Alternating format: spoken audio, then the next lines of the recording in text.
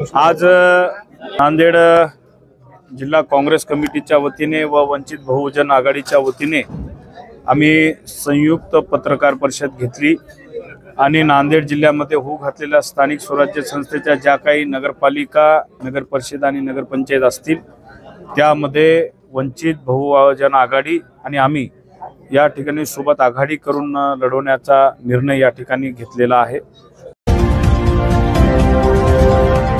त्या अनुषंगाने आज इथं पत्रकार परिषदेमध्ये काँग्रेसने आपली भूमिका स्पष्ट केली आणि वंचितच्या वतीने आमचे फारुख भाई यांनी भूमिका स्पष्ट केलेली आहे आणि निश्चितच ही आघाडी येणाऱ्या काळामध्ये आज जी काही निवडणुका होणार आहेत सेक्युलर वोट या ठिकाणी सेक्युलर लोक एकत्र आले पाहिजे असा आम्ही ठराव घेतला आणि सेक्युलर विचारसरणी घेऊन एक नवीन सुरुवात आज नांदेड जिल्ह्यातल्या ज्या नगरपालिका होत आहेत त्याच्यापासून आम्ही सुरुवात करत आहोत आणि निश्चितच आम्हाला विश्वास आहे लोकांचाही कौल या सेक्युलर विचारसरणीच्या बाजूने राहील आणि ज्या काही पुढे भविष्यामध्ये ही सेक्युलर विचारसरणी आम्ही जिल्हा परिषद आणि महापालिकेमध्ये पुढे सुरू ठेवण्यासाठी आम्ही प्रयत्नशील आहोत। उद्धव बाळासाहेब ठाकरे पक्ष आणि राष्ट्रवादी सोबतची महाविकास आघाडी घटक पक्ष निश्चितच ती महाविकास आघाडी आमच्या सोबतच आहे आणि त्यामध्ये आणखी वंचित आघाडीची त्यामध्ये भर पडल्यामुळे निश्चितच येणाऱ्या ज्या नांदेड जिल्ह्यातल्या ज्या महास्थानिक स्वराज्य संस्था होतील आम्ही सर्व ताकदीनिशी पुढे आम्ही जाणार आहोत।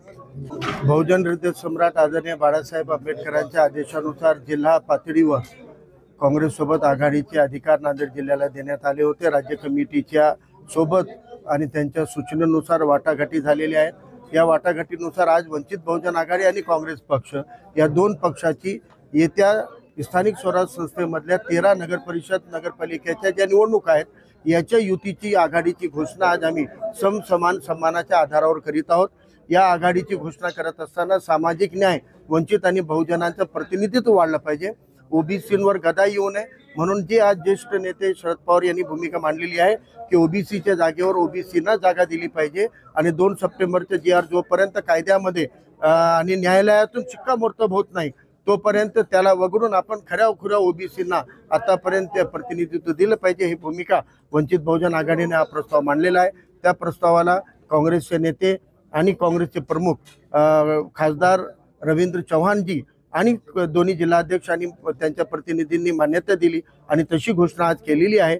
येणाऱ्या 13 नगर परिषद नगरपालिकेच्या निवडणुकांमध्ये धर्मांध आणि जातीवादी पक्षांना थारा मिळू नये, सेक्युलर विचारधारा, वंचित आणि बहुजनांचं प्रतिनिधित्व या 13 नगर परिषदेमध्ये निवडून आणण्याचं एक कॉमन ध्येय ठेवून आम्ही येत्या 2 डिसेंबरच्या मतदान होईपर्यंत एक दिलानं या 13 नगर परिषदेमध्ये ताकदीनं एकमेकाचे प्रतिनिधी जास्तीत जास्त निवडून आणण्यासाठी लक्ष समोर ठेवून काम करणार आहोत। जिल्हा परिषद आणि महानगरपालिकेमध्ये हा पहिला टप्पा आहे।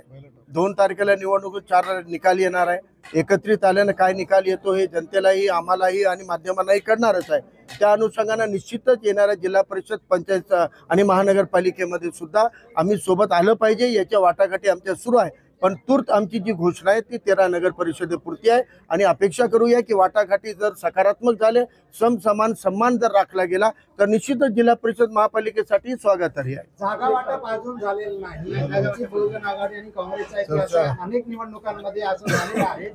पत्रकार परिषदा झाल्या, घोषणा झाल्या, मात्र जागा वाटपामध्ये फिसकटतं आणि त्यानंतर होत नाही। वंचित बहुजन आघाडीच्या स्थापनेपासून हा क्षण खूप ऐतिहासिक यामुळे आहे की वंचित बहुजन आघाडीच्या स्थापनेपासून पहिल्यांदा कोणत्या जिल्ह्यामध्ये काँग्रेस आणि वंचित बहुजन आघाडीच्या युतीची घोषणा आज झालेली आहे। त्यामुळे ही घोषणा 2 डिसेंबरचं मतदान होईपर्यंत दोन्ही पक्ष राखतील याचा विश्वास आम्हा दोघांनाही आहे। बरं, शेवटचा प्रश्न, यांनी सांगितलं की याचे घटक पक्ष ते जर तयार असले ते सोबत मग वंचितला हे मान्य आहे? बघा, काँग्रेसचा महाविकास आघाडी विधानसभेमध्ये होती। स्थानिक स्वराज्य संस्थेमध्ये महाविकास आघाडी म्हणून अशी कोणती घोषणा काँग्रेसकडून झालेली नाही।